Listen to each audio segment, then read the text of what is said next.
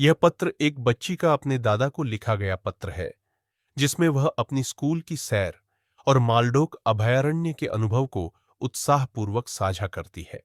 प्यारे दादा, प्यार भरा नमस्ते। दादा, कल मैं स्कूल की सैर पर गई थी। अरे, इतना मजा आया, क्या बताऊं। इस महीने विज्ञान केंद्र की ओर से हमारी स्कूल में पक्षियों के बारे में एक फिल्म दिखाई गई। उसे देखकर और उस समय शिक्षकों द्वारा दी गई जानकारी सुनकर हमने शिक्षकों से जिद की कि इस साल स्कूल की सैर किसी अभयारण्य में हो। अभयारण्य एक ऐसा क्षेत्र होता है जहां वन्यजीवों को शिकार, तस्करी और अन्य मानवीय गतिविधियों से बचाया जाता है। सैर के दिन हम सुबह जल्दी निकल गए। सोलापुर बार्शी रास्ते पर 22 किलोमीटर की दूरी पर नान्नज गांव के पास मालडोक अभयारण्य है। तय समय पर हम वहां पहुंच गए।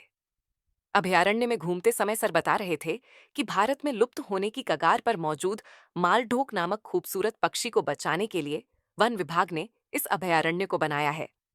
मालढोक पक्षी किसान का दोस्त है, क्योंकि यह खेतों के कीड़ों को खाता है। ये पक्षी साल में केवल एक बार अंडे देता है, इसीलिए इसकी संख्या कम है।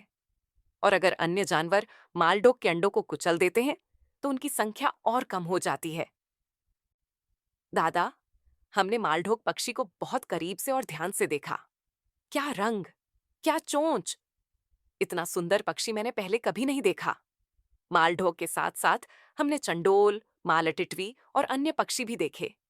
हमारे शिक्षकों ने मालढोक पक्षियों की तस्वीरें कैमरे में लीं।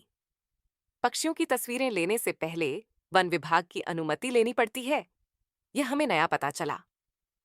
पक्षी संतुलित पर्यावरण का एक अहम हिस्सा है।